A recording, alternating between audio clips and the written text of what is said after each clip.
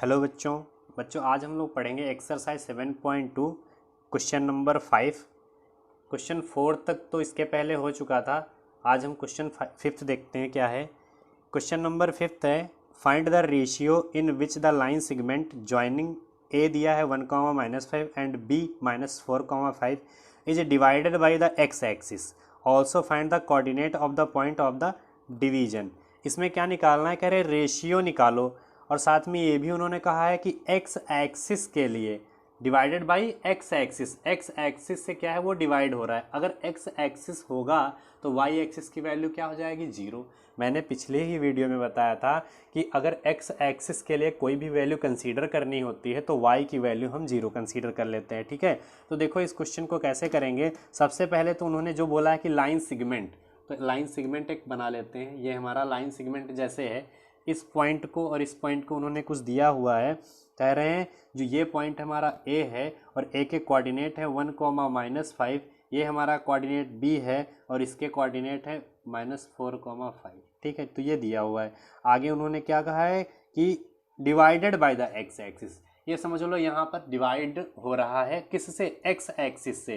तो मतलब एक्स की तो वैल्यू होगी पर वाई की वैल्यू क्या होगी, जीरो होगी। जब कभी एक्स एक्सिस बोलेंगे तो वाई की वैल्यू जीरो, और जब वाई की वैल्यू बोलेंगे तो एक्स की वैल्यू जीरो हो जाएगी। ठीक है, और हमें निकालना क्या है, रेशियो। तो मतलब m1 रेशियो m2 निकालना है। ठीक है, यही तो हमें फाइंड करना है। तो भाई हम जैसे इसके पहले वाला क्वेश्चन 4th वाला किए थे, सेम उसी तरीके से इस क्वेश्चन को भी सॉल्व कर लेंगे। तो हमें पता है कि डिस्टेंस फार्मूला सेक्शन फार्मूला क्या होता है। सेक्शन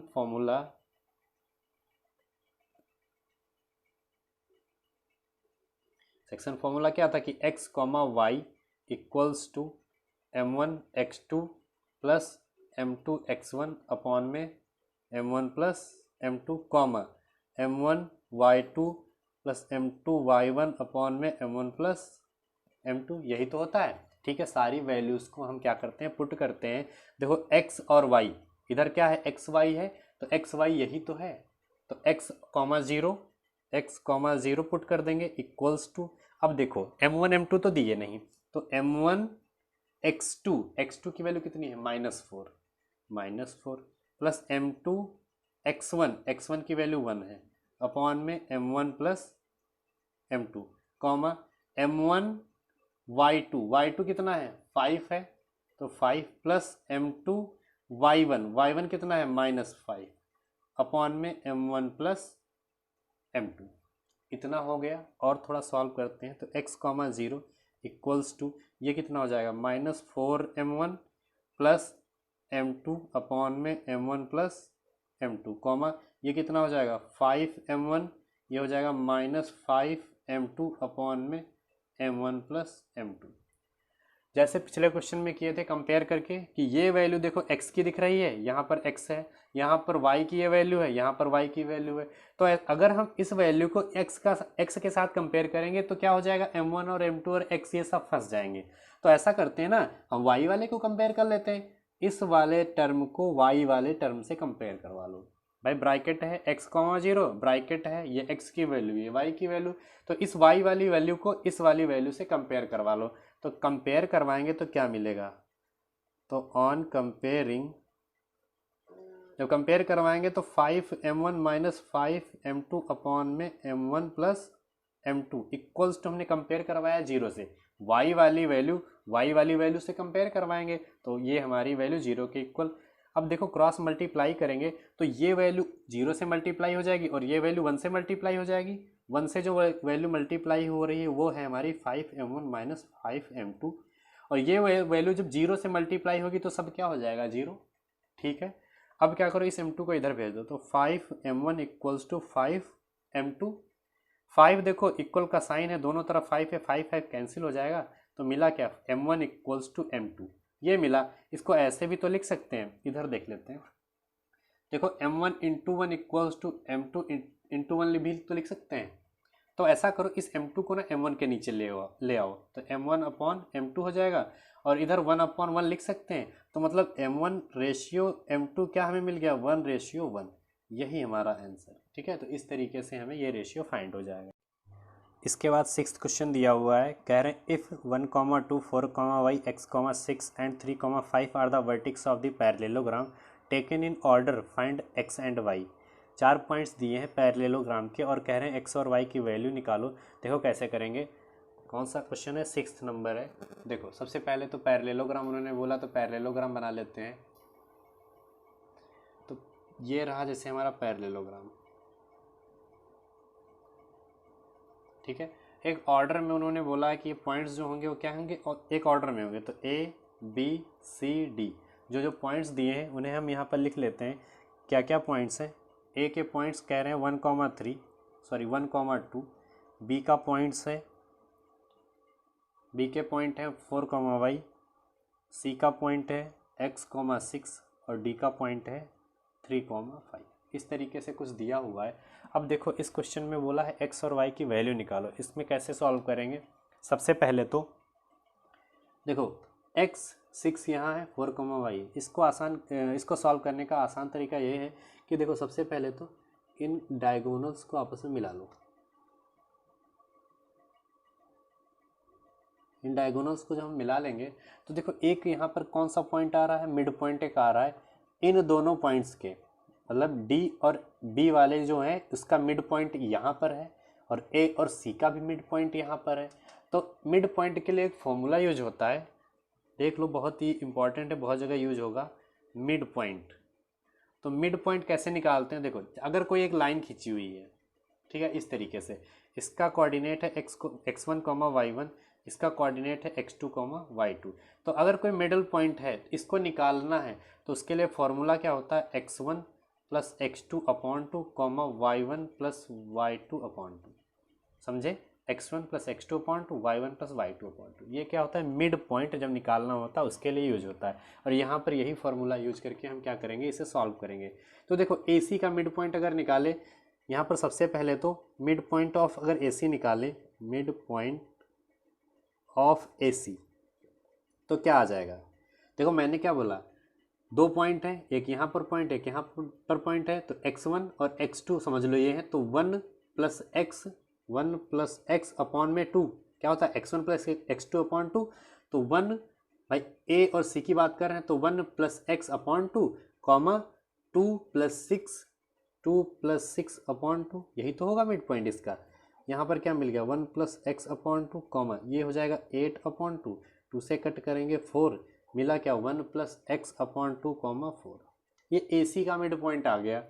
अब हम BD का मिड पॉइंट निकाल लेंगे। और एक चीज़ देखो, मिड पॉइंट तो एक ही है ना, तो मतलब जो मिड पॉइंट आ रहे हैं इनको बाद में क्या कर देंगे, हम इक्वल रख देंगे आपस में, ठीक है। देखो अब BD का निकालते हैं, तो मिड पॉइंट ऑफ BD, जब BD का मिड पॉइंट निकालेंगे तो BD तो 3 प्लस 4 या 4 plus 3, 4 plus 3 upon 2, comma y plus 5 upon 2, ठीक है। देखो क्या मिलेगा, ये हो गया 7 अपॉन 2, ये है y प्लस 5 अपॉन 2, ये मिड पॉइंट BD का आ गया। अब देखो मिड पॉइंट एक ही है, ठीक है। तो हम क्वेश्चन में ही उन्होंने बोला था ना, तो क्वेश्चन के हिसाब से ये मिड पॉइंट है, और जब ये मिड पॉइंट इसको O दे दो, मिड पॉइंट यही है, तो ये वैल्यू इस वैल्यू के इक्वल हो जाएगी। जब ये वैल्यू इस वैल्यू के इक्वल हो जाएगी तो 1 plus x upon 2 comma 4 equals to 7 upon 2 comma y plus 5 upon 2 हो जाएगा कि नहीं हो जाएगा। ये मिड पॉइंट आपस में क्या है, इक्वल है, तो ये वैल्यू और ये वैल्यू आपस में इक्वल हो जाएगी। अब देखो x वाली वैल्यू को x वाले के साथ इक्वल कंपेयर करवा लो और y वाली वैल्यू को y वाले टर्म के साथ कंपेयर करवा लो। तो x वाला ये है ना टर्म, तो 7 अपॉन 2 के बराबर में आ जाएगा। तो ऑन कंपेयरिंग, जब कंपेयर करवाएंगे तो क्या मिलेगा, देखो इधर जब कंपेयर करवा रहे हैं तो 1 plus x upon 2, 1 plus x upon 2 equals to क्या हो जाएगा, 7 अपॉन 2, 7 अपॉन 2। देखो इक्वल का साइन लगा है और दोनों तरफ क्या है, डिवाइड भी है, तो 2 से 2 कैंसिल हो जाएगा। तो 1 प्लस एक्स इक्वल्स टू 7, इस 1 को उधर भेज दो तो x इक्वल्स टू 7 माइनस 1, तो x इक्वल्स टू 6। तो x की वैल्यू कितनी मिल गई, 6 मिल गई। अब देखो इस y वाले को भी कंपेयर करवा लेते हैं, तो एंड तो क्या हो जाएगा, ये वैल्यू इस 4 के, तो y plus 5 upon 2 equals to 4, cross multiply कर लेते हैं, 1 जो है ऊपर वाली वैल्यू के साथ मल्टीप्लाई, तो y + 5 इक्वल्स टू 4 2 जा 8, इस 5 को उधर भेज दो तो y इक्वल्स टू 8 - 5, तो y इक्वल्स टू कितना मिल गया 3। तो x और y की वैल्यू इस तरीके से हम लोग फाइंड कर लेंगे इस क्वेश्चन में। क्वेश्चन नंबर 7 दिया हुआ है, कह रहे हैं find the coordinates of a point A where AB is a diameter of a circle whose center is 2, -3 and B is 1, 4।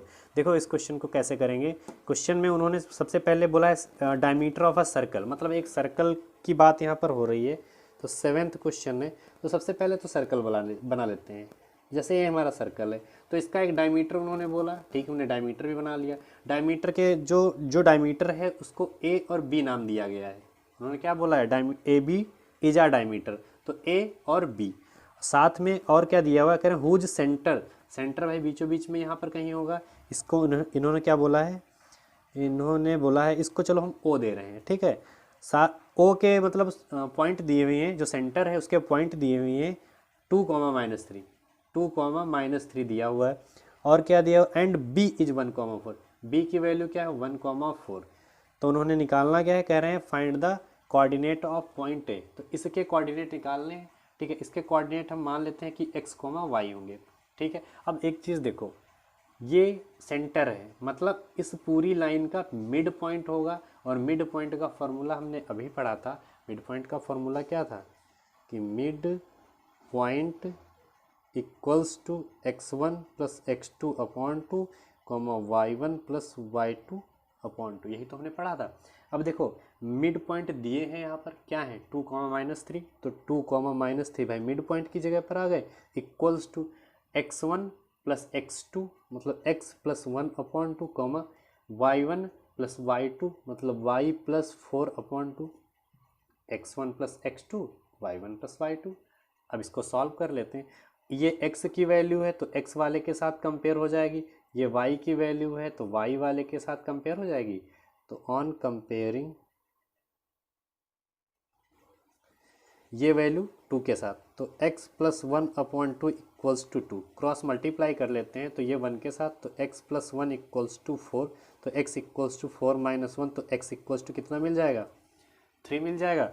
इसके बाद में y वाले को कंपेयर करते हैं। अब y वाले को -3 के साथ, मतलब y + 4 अपॉन 2 इक्वल्स टू क्या आ जाएगा -3, क्रॉस मल्टीप्लाई कर लो तो 1 ऊपर हो जाएगा, ऊपर वाले के साथ मल्टीप्लाई, और 2 जो है -3 के साथ मतलब -6, इस 4 को उधर भेज दो तो y इक्वल्स टू -6 - 4, तो y इक्वल्स टू -10। y की वैल्यू क्या आ गई -10। तो इस तरीके से x की वैल्यू और y की वैल्यू हम लोग फाइंड कर लेंगे। इसके बाद 8th क्वेश्चन दिया हुआ है, कह रहे हैं if a and b are -2, -2 and 2, -4 respectively find the coordinate of p such that AP equals to 3/7 of AB and P lies on the line segment AB। देखो लाइन सेगमेंट उन्होंने AB बोला है, तो लाइन सेगमेंट उन्होंने जो बोला है सबसे पहले वही हम बना लेते हैं। लाइन सेगमेंट क्या है, लाइन सेगमेंट है AB, तो AB, ठीक है, ये हमारा लाइन सेगमेंट होगा। अब देखो उन्होंने एक चीज़ बोली कि P lies on the line segment, P जो है इसी पर कहीं पर लाई कर रहा है, भाई AB पर P कहीं लाई कर रहा है। साथ में एक कंडीशन उन्होंने दी हुई है, क्या दिया हुआ है कि AP इक्वल्स टू 3/7 AB, ठीक है। ऐसा करते हैं, ये जो AB है ना, यहाँ पर AB को इधर ले आओ, तो AB क्या है मल्टीप्लाई है, इसके साथ इधर आएगा तो डिवाइड में हो जाएगा, इक्वल्स टू 3/7। अब देखो AB की वैल्यू कितनी दिख रही है 7 दिख रही है, AP की वैल्यू कितनी दिख रही है 3 दिख रही है। तो देखो AP की जगह पर हम 3 रख सकते हैं, तो AP कितना है इतना ही तो है, तो AP की वैल्यू मैंने कितनी बताई 3, और AB का मतलब A से लेकर B तक कितना है 7, यहाँ तक कितना है 7, AB की वैल्यू 7 तो AB 7, और AP की वैल्यू 3 तो AP की वैल्यू 3, तो इधर बचा कितना भाई टोटल 7, इतना 3, तो इधर बच गया 4, तो M1 हमारा कितना हो गया 3, M2 कितना हो गया 4, दोनों चीज़ें आ गई। अब देखो सबसे पहले क्वेश्चन में शुरुआत में ही दिया था, A के कोऑर्डिनेट दिए थे -2, -2, और B के कोऑर्डिनेट क्या थे, B के कोऑर्डिनेट थे 2, -4, ये सब दिया हुआ था। अब हमें क्या निकालना था, जहाँ पर P जो लाई कर रहा है ये जो P है ना, इसके कोऑर्डिनेट निकालने थे, उसको हम एक्स वाई कंसीडर कर लेते हैं। किसके कोऑर्डिनेट फाइंड करने थे? P के कोऑर्डिनेट फाइंड करने थे। तो देखो सेक्शन फॉर्मूला यूज करते हैं। सेक्शन फॉर्मूला होता क्या है? Apply section formula. तो x comma y equals to m1 x2 plus m2 x1 upon में m1 plus m2 comma m1 y2 plus m2 y1 upon में m1 प्लस m2। ठीक है, सबकी वैल्यू पुट करते हैं। देखो एक्स वाई तो हमें निकालना है और साथ में कौन सा था? P के साथ था ना, तो P आगे लिख लो। ठीक है, अब देखो इक्वल्स टू m1 की वैल्यू कितनी? m1 की वैल्यू 3 है और m2 की वैल्यू 4 है। तो 3 इंटू x2 हमारा 2 है, प्लस m2 हमारा 4 है, x1 हमारा कितना है? -2, और अपॉन में m1 प्लस m2 मतलब 3 प्लस 4, कॉमा m1 y2 कितना है? -4, प्लस m2 y1 कितना है? -2 अपॉन में m1 प्लस m2। ठीक है, इसको सॉल्व करते हैं। 3 2 जा 6 और 4 2 जा 8 अपॉन में 7, कॉमा ये 4 3 जा 12 और ये 4 2 जा 8 अपॉन में 7। ये कितना मिल गया? -2 अपॉन 7 और ये -20 अपॉन 7। तो P of x comma y जो हमें मिले वो हमें ये मिले क्या? -2 अपॉन 7 एंड -20 अपॉन 7। तो ये हमारा 8th क्वेश्चन का आंसर हो जाएगा। इसके बाद 9th क्वेश्चन दिया हुआ है, कह रहे हैं find the coordinate of the points which divide the line segment joining A point दिया हुआ है और बी पॉइंट दिया हुआ है, करें इनटू 4 इक्वल पार्ट्स। देखो शुरुआत में मैंने सेकंड क्वेश्चन किया था जिसमें ट्राई सेक्शन बोला था, जिसमें 3 पार्ट हुए थे। इसमें बोला गया है 4 इक्वल पार्ट, इसमें 4 इक्वल पार्ट होंगे और उसमें एक एक कोऑर्डिनेट हमें निकालना होगा। ठीक है, इस क्वेश्चन को करते हैं, देखते हैं कैसे होगा। तो 9th क्वेश्चन में पहले बोला गया क्या है? Line segment. सबसे पहले लाइन सेगमेंट उन्होंने बोला, तो लाइन सेगमेंट बना लेते हैं। जैसे ये हमारा लाइन सेगमेंट है जिसका एक पॉइंट यहाँ पर ए है और एक पॉइंट है बी। एक एक कोऑर्डिनेट दिए हैं, क्या है? -2, और बी के कोऑर्डिनेट है हमारे 2, 8। ये कोऑर्डिनेट दिए हुए हैं। ठीक है, तो इस क्वेश्चन को देखते हैं कैसे किया जाएगा। उन्होंने बोला है 4 इक्वल पार्ट। इस लाइन सेगमेंट को कितने में डिवाइड किया गया? 4 इक्वल पार्ट में। तो चलो हम डिवाइड कर लेते हैं। जैसे एक पार्ट हम यहाँ से डिवाइड कर रहे हैं, एक पार्ट हम यहाँ से डिवाइड कर रहे हैं और एक पार्ट हम यहाँ से डिवाइड कर। कितने हो गए पार्ट? एक इक्वल पार्ट यहाँ पर है, दूसरा यहाँ पर है, तीसरा यहाँ पर है और चौथा यहाँ पर है। 4 इक्वल पार्ट है, मतलब 1 1 1 एंड 1, 4 इक्वल पार्ट है। एक बार हमें इसे इसे हम P कंसीडर कर रहे हैं, इसे Q और इसे R कंसीडर कर रहे हैं। हमें एक बार P के पॉइंट निकालने हैं, एक बार Q के पॉइंट निकालने हैं, एक बार R के पॉइंट निकालने हैं। ठीक है, तो देखते हैं इस क्वेश्चन को आगे। सबसे पहले अब अगर हमें P के पॉइंट निकालना है ना, तो Q और R को भूल जाओ। मतलब इस लाइन को दोबारा से बनाओ। यहाँ पर A, यहाँ पर B के दिए हैं 2, 8, A का दिया है -2, 2, और हमने क्या बोला कि P के पॉइंट अगर निकालने हैं तो बाकी को भूल जाओ। अब देखो इतना ये पार्ट कितना दिया है? ये 1 दिया है, और बाकी का कितना पार्ट बच रहा है? देखो 1 यहाँ हमने लिया, बाकी के 3 पार्ट बच रहे हैं, तो यहाँ मतलब 3 हो जाएगा। तो m1 की जो वैल्यू है वो हमारी कितनी हो जाएगी? 1 हो जाएगी, और जो m2 की वैल्यू हो जाएगी वो कितनी हो जाएगी? 3 हो जाएगी। ठीक है, जब P लिखा ना तो P of x and y मान लेते हैं। ठीक, अब केस 1 इसमें हम P पॉइंट को निकाल रहे हैं। हम तीनों केस करेंगे, एक बार P के लिए, एक बार Q के लिए, एक बार R के लिए। तो केस 1 में देखते हैं। केस 1 में जो है m1 हमारा 1 है और m2 हमारा 3 है। ठीक है, दोनों वैल्यू यहाँ पर हमने लिख ली।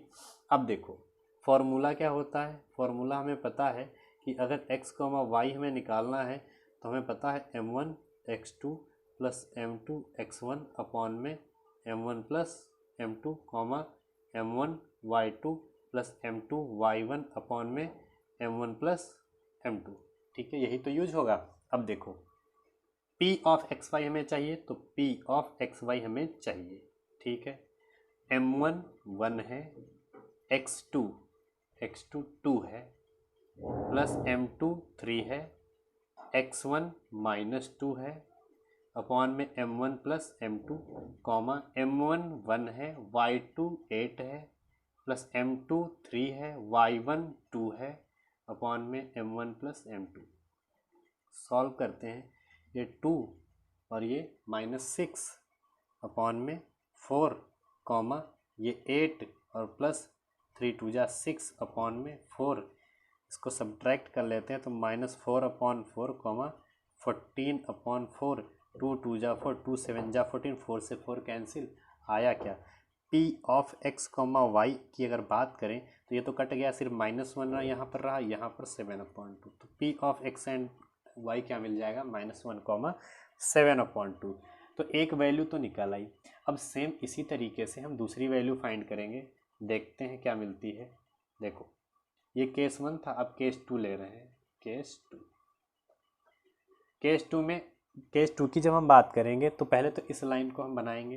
तो इस लाइन को अगर हम बनाएं तो यहाँ का पॉइंट A था, यहाँ का पॉइंट क्या था, B था। A के कोऑर्डिनेट थे -2,2, B का कोऑर्डिनेट था 2,8। अब देखो P की तो बात हो गई थी, अब P को भूल जाओ, अब Q को निकालो। अब Q को निकालेंगे तो P को और R को भूलेंगे, तो Q जो है बिल्कुल मिडल पॉइंट में, इधर भी और इधर भी सेम है, बस Q क्या है मिडल पॉइंट में, तो मिडल पॉइंट में ले लेते हैं। तो एक चीज़ देखो, Q के इधर भी 2 पार्ट हैं और इधर भी 2 पार्ट हैं, तो 2 इधर भी रहेगा और 2 इधर भी रहेगा। ठीक है, तो मतलब m1 की वैल्यू कितनी, 2 हो गई, और m2 की वैल्यू भी क्या हो गई, 2 हो गई। ठीक है, देखते हैं अब हमें क्या निकालना है, Q निकालना है। तो इसके पॉइंट x, y मान लो, तो हमें चाहिए Q of x and y equals to क्या होता है, m1 x2 होता है ना।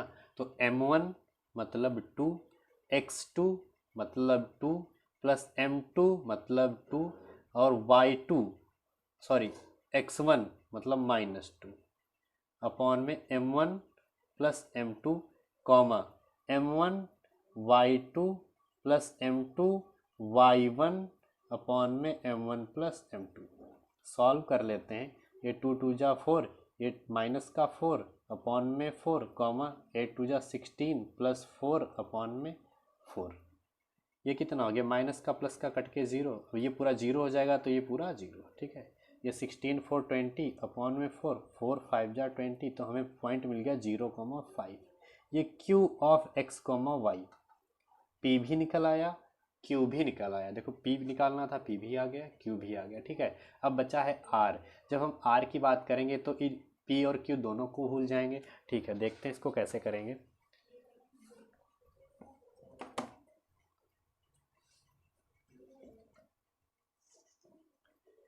इस लाइन को क्या करना है, सबसे पहले तो केस 3। ठीक है, तो केस 3 में क्या करना है भाई, इस लाइन को दोबारा बनाते हैं। दोबारा बनाएंगे तो क्या मिलेगा, देखो ये जैसे हमने लाइन बना ली, तो यहाँ पर पॉइंट था A, यहाँ पर पॉइंट था B। A के कोऑर्डिनेट थे -2,2, B का कोऑर्डिनेट था 2,8। ठीक है, अब देखो P को भूलना है, Q को भूलना है, R देखना है। तो R के आगे देखो एक ही तो पॉइंट है, तो R यहाँ पर कहीं पर है। ठीक है, तो इधर कितना पार्ट बच रहा है, इधर सिर्फ 1 ही पार्ट बच रहा है ना, 1 पार्ट इधर बच रहा है। और इधर कितना पार्ट है, इधर हमारे देखो 1 इधर पार्ट है और 3 इधर है, तो इधर हमारे 3 पार्ट है। ठीक है, अब देखो R के पॉइंट निकालने हैं, तो इसको x, y कंसीडर कर लो। हमें क्या निकालना है, R के पॉइंट, तो R ऑफ x, y निकालना है ना। अच्छा, यहाँ m1 की वैल्यू कितनी दिख रही है, 3। m1 की वैल्यू कितनी, 3, और m2 की वैल्यू कितनी दिख रही है, 1। तो m2 की वैल्यू 1। ठीक है, दोनों वैल्यू हो गई।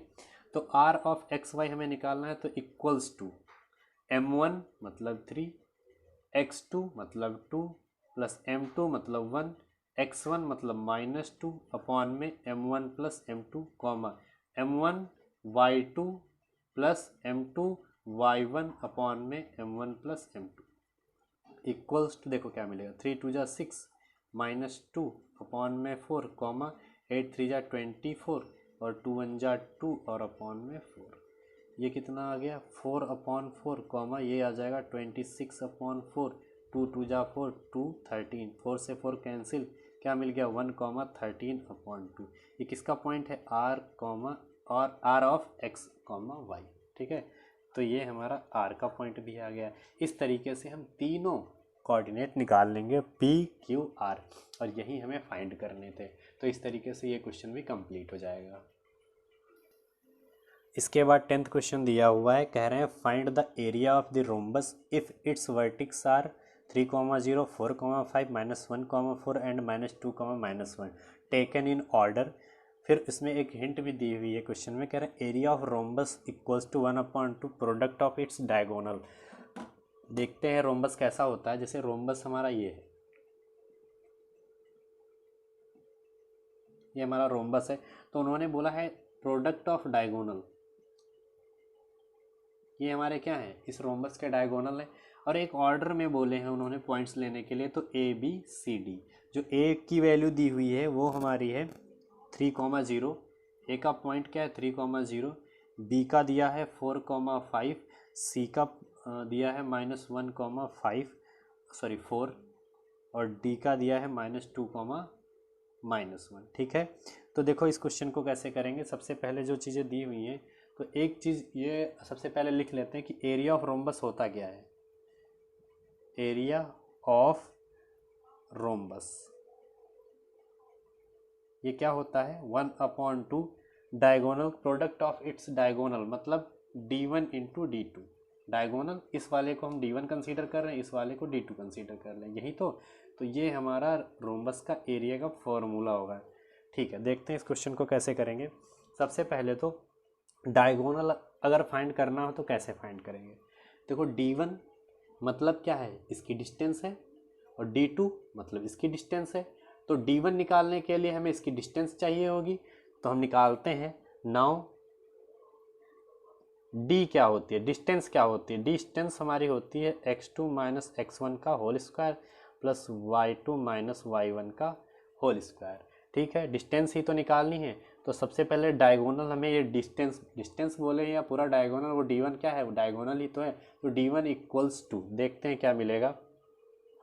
जब हम D1 की बात करेंगे तो B और D ये दोनों पॉइंट आएंगे, तो x2 - x1 मतलब -2 - 4 का whole square plus y2 - y1 मतलब -1 - 5 का होल स्क्वायर। ठीक है, यही तो रहेगा, इक्वल्स टू अंडर क्या मिलेगा, ये देखो 4 × 6 हो जाएगा, प्लस ये भी 6 हो जाएगा।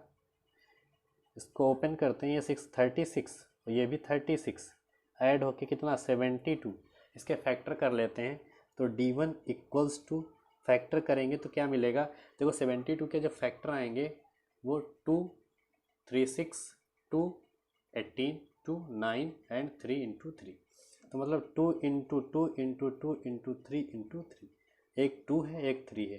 तो D1 इक्वल्स टू 2 × 3 √2, तो D1 इक्वल्स टू क्या मिलेगा 6√2। ये हमारा डायगोनल 1 की वैल्यू तो आ गई। अब इसी तरीके से हम D2 की वैल्यू भी निकालेंगे। देखो D2 की वैल्यू कैसे निकलेगी। देखो D1 हमारा क्या था, BD हमारा था। अब D2 की बात जब करेंगे तो D2 हमारा AC पर है। नाउ D2, तो D2 निकालते हैं।